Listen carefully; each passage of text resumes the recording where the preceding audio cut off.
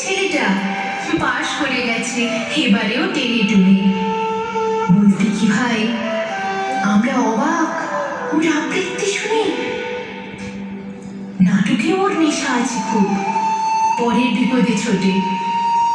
পাড়ার তিন্নি বাংলায় নাকি 30 পেয়েছে মোটে, কিন্তু মেয়েটি খেলাধুলাতে 10 খানা গায়ে নামে।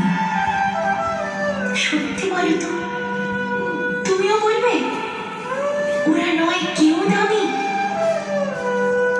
চাই যে অনেক ইঞ্জিনিয়ার, চাই আরো ডাক্তার, পাশাপাশি চাই শিল্পী, খেলুড়ে, স্নেহময়ী সিস্টার।